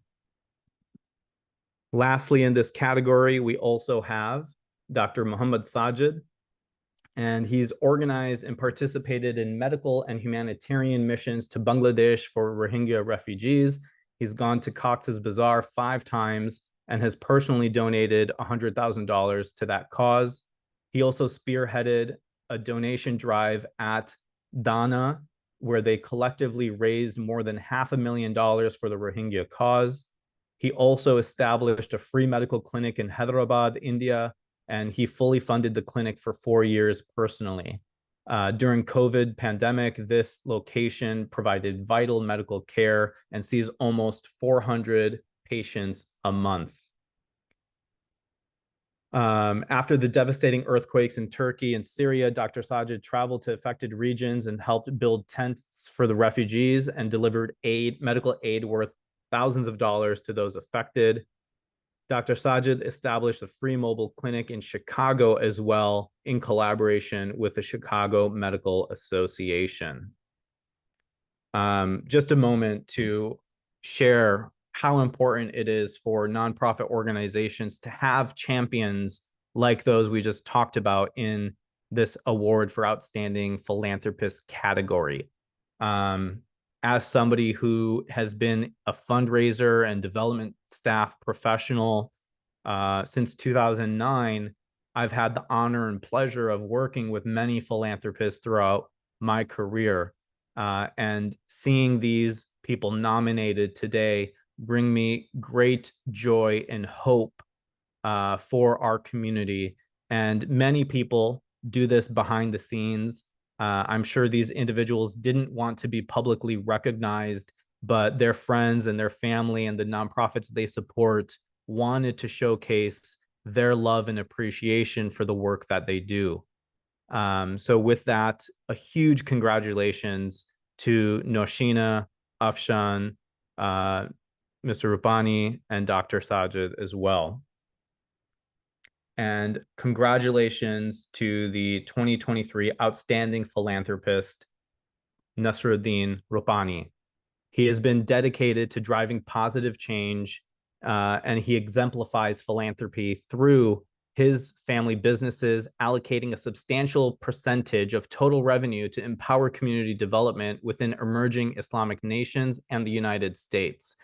His steadfast commitment extends across various noble causes, notably healthcare, early childhood development, education, mental health, and the well-being of community in general. And he does this by emphasizing on mothers and children, and by making financial resources available through his established foundation, the Rupani Family Foundation, which mobilizes and leverages over $7 million per year. Thank you so much for your generosity. Now we head into the Outstanding Foundation. And in 2020, we awarded Rise Together Fund at Proteus Fund. In 2021, we awarded the Pillars Fund. And this year, we are recognizing a nomination of the El Hibri Foundation. And through their Grants and Peace Awards program, the El Hibri Foundation works with nonprofit organizations and leaders to build capacity, organize communities, and advance inclusion. The El Hibri Family Foundation does so much work in the interfaith space, does so much work supporting many of the organizations on this call today. And it is without no surprise that I'm honored to congratulate the El Hibri Foundation for their vision of a society where everyone can achieve the American dream in a diverse and inclusive world. Congratulations to the staff and to the El Hibri family and to the foundation as well. Next up, we have Outstanding Fundraising Professional. In 2020, we awarded Azhar Aziz, and in 2021, Hamna Khuld. This year, we have a few nominations. Sanat Karkat from the International Refugee Assistance Project. She is a trailblazer in her field who knows firsthand the impact of life-saving aid a Palestinian woman who embodies resilience and determination in a field predominantly led by men. She does so with grace, making sure the light is not on her, but those impacted. That means traveling the world to meet and hear the needs of Muslims and making sure they can provide for their families and locally, she's sitting with every masjid and community to make sure that they can continue their social services to support refugees. She serves domestic violence survivors and newly settled refugees motivated by her faith and background. Next up, we have Afshan Malik from Rabata.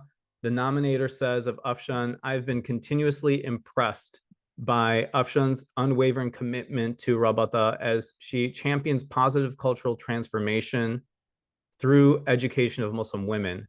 Her ability to inspire and mobilize both donors and fellow team members is truly remarkable. She began in 2017 as a program manager and conducting her first fundraiser, raising $15,000 in funds. This was the start of growth stage for Rabata. By 2019, she was promoted to development director. Under her new role, her first fundraising campaign was $150,000, which she met and exceeded. By 2022, her annual development program goal was $350,000, which Rabata met. Alhamdulillah.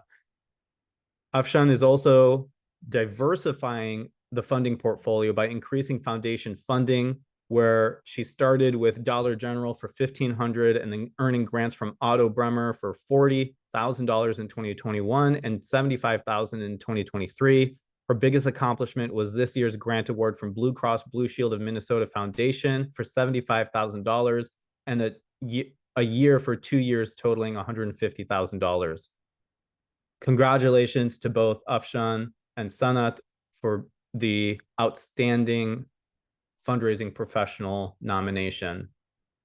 And I just want to say a deep felt congratulations to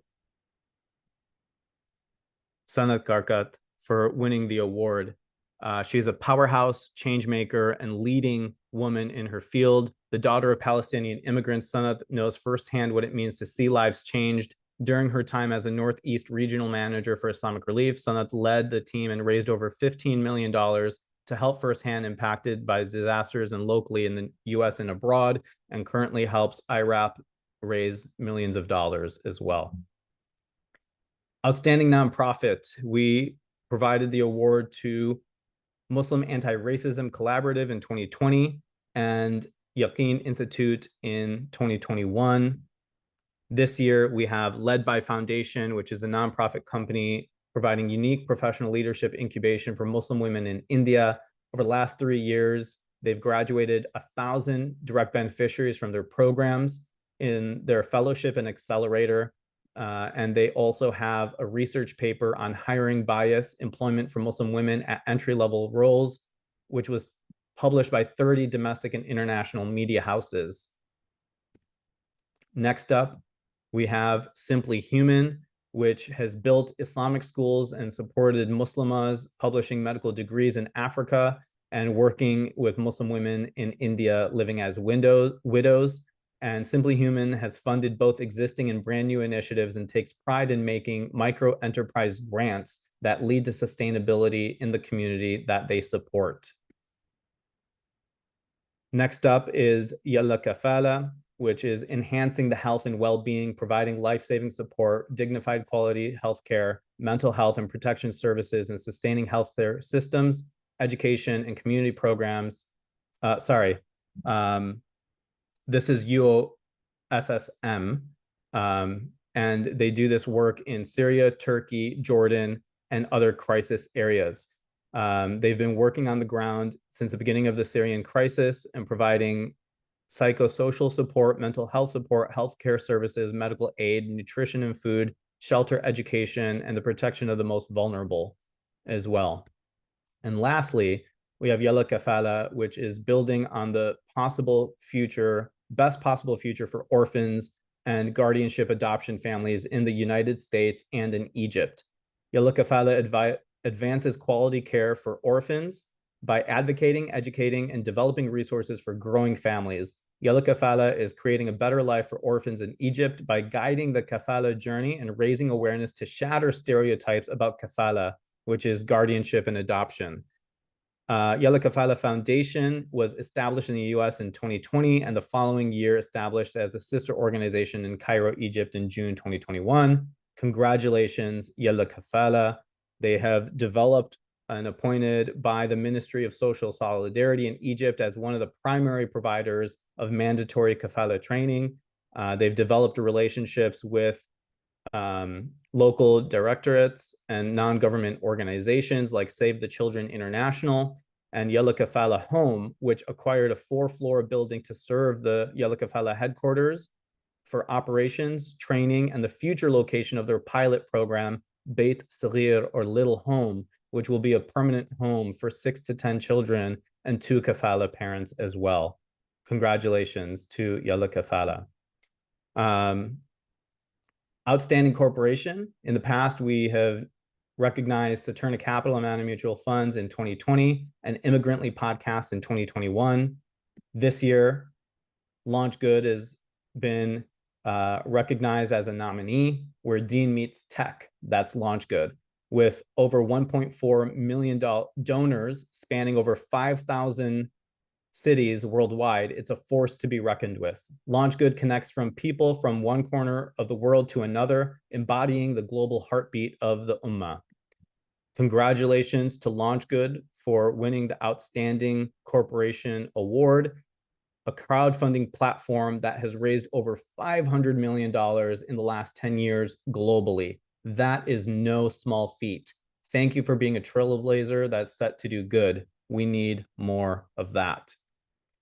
And a last call to action for the auction. You can text auction to 38316, scan the QR code, and register and bid on items. You can visit bit.ly/AMCF 2023 auction as well. The link is in the chat. A portion of your proceeds will benefit organizations listed in AMCF's statement on Palestine, and you can give today by texting GIVE to 38316. Thank you so much. And the last award is for the Lifetime Achievement Award. In 2020, Ahmed Al-Hattab won the award, and in 2021, Makram Al-Amin won the award. We have 4 nominees. Magda Al-Qadi Saleh, in her 31 years of service as an Islamic school administrator, headed both Universal Academy of Florida and American Youth Academy in Tampa. She led both schools and thought through successful accreditation visits and gained IB diploma school authorization as well. Sister Magda has been consulting with Islamic schools and communities contemplating opening Islamic schools in 1998 and served on accreditation evaluation teams from 2009 to 2015. She is the president of Radiant Hands, and she serves as a past vice president of ISNA and on the ISNA Strategic Planning Committee and the ISNA Education Forum.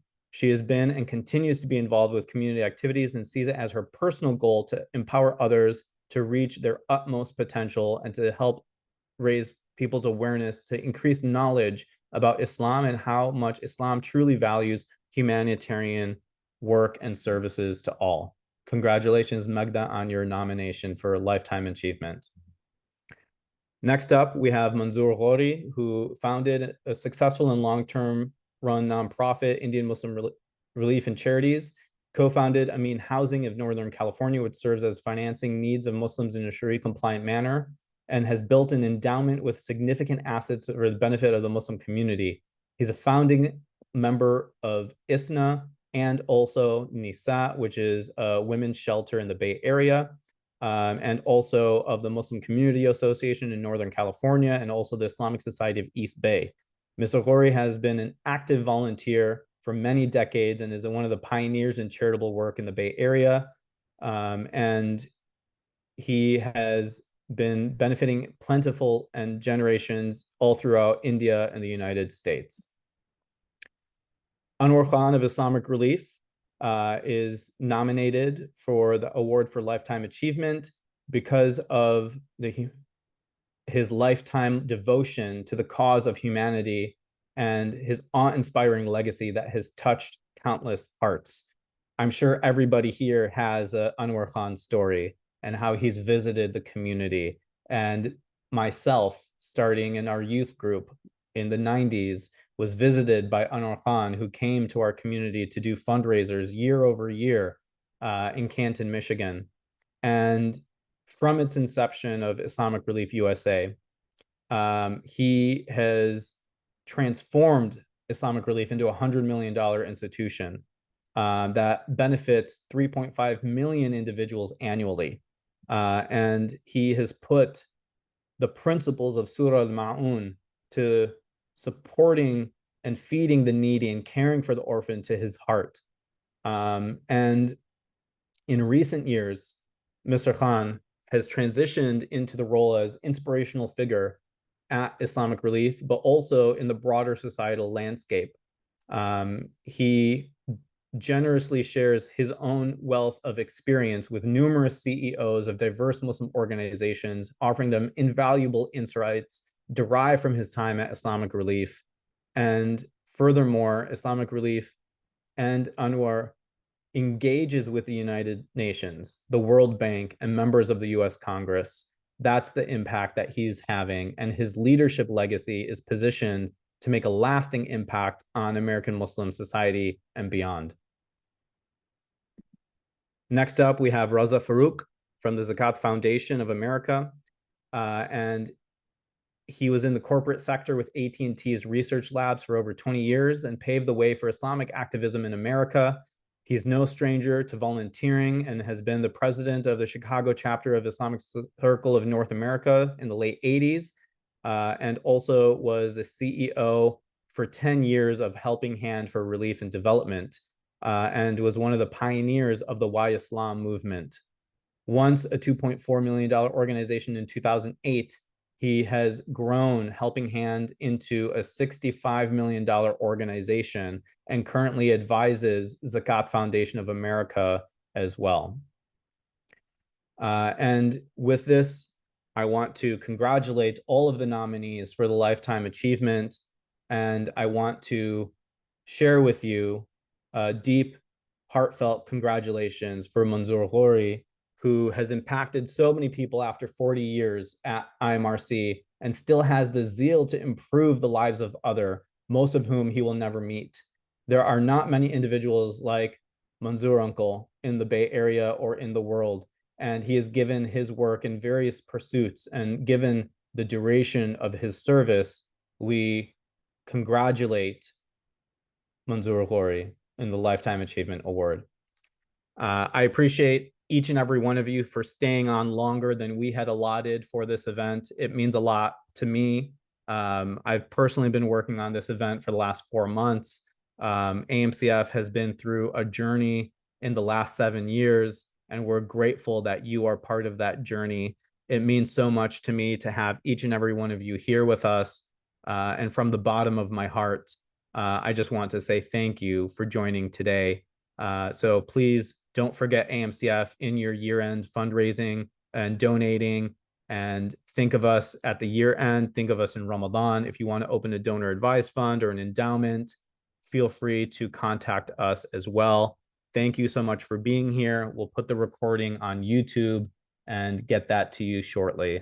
Assalamu alaikum wa rahmatullahi wa barakatuh. I'm going to close with Surah Al-Asr.